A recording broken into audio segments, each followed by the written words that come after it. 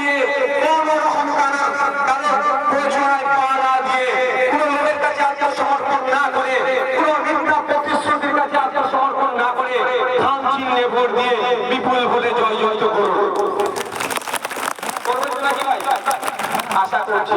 তবে একটা কথা বলি, তৃণমূলী ভাইরা দেখছেন যারা নিকা থাকছে বাড়িতে বাড়িতে গিয়ে, যেখানে আমার হিন্দু মা বোনেরা আছেন, তারা গিয়ে কি বলছে, কি করছে, রামায়ণ মহাভারত বা ধর্মগ্রন্থকে দিয়ে বলছে শপথ করো।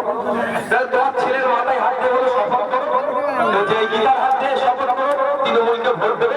আর মুসলিম রামরা বাবারা যেখানে থাকে কি বলছে, কোরআন শরীফে হাত দিয়ে কসম খাওয়াচ্ছে।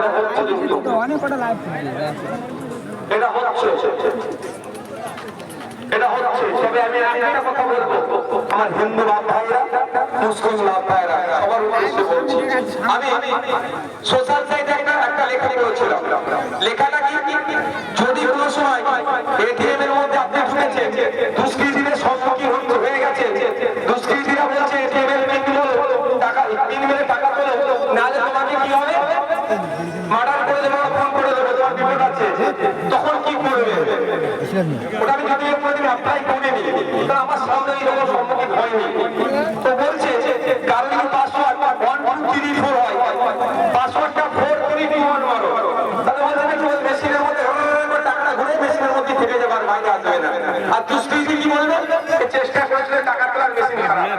আপনাদের বাড়িতে গীতা মাথায় রেখে, গীতা হাতে ধরে, কোরআন শরীফে হাত দিয়ে বা কোরআন শরীফ মাথায় রেখে, বা আপনার বাড়ির বাচ্চাকে দেখে বলে মাথায় হাত দেবেন, টিএমসি কে ভোট দিবি, কি অ্যাপ্লাই করতে হবে আপনারা ভালো জানেন তো ভাই?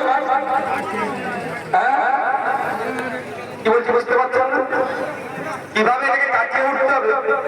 দেখুন, আপনাকে নাকি সিএ করে তাড়িয়ে দেবে বলছে, তো আপনার হাতে যদি তার সামনে নিয়ে এসে কোরআন মাথায় দিয়ে গীতা মাথায় রেখে যদি শপথ করায়, আপনাকে তো ঠিকভাবে কাটিয়ে উঠতে হবে। সে কাটানোর কথা বলতে হবে নাকি ভাই? আচ্ছা, কাউকে যদি 500 টাকার 100 টাকার নোট ধরিয়ে বলি 500 টাকার নোটকে বিশ্বাস করবে, সেই জ্ঞানটা আমাদের আছে তো? তাহলে আমার মাথায় যদি গীতা দেয়, আমার মাথায় যদি কোরআন শরীফ দেয়, এটাকে কাটিয়ে ওঠার মনে কি বলতে হবে, মুখে কি বলতে হবে, এগুলো বলতে লাগবে সে পরিস্থিতি আপনারা, ওরা এতটা নির্লজ্জ, এতটা হারার ভয়ে এই ধরনের করছে। তবে একটা কথা বলবো, রাতের অন্ধকারে 2000, 4000, 5000, 500, 100 বিরিয়ানির প্যাকেট দেবে, সেটা কিন্তু ছাড়বেন না, ওটা নিয়ে নেবে, ওটা ছাড়বেন না, ওটা আপনাদের টাকা আপনাদের ধরিয়ে দিচ্ছে। এই 10 বছর 5 বছর ধরে কি করেছে?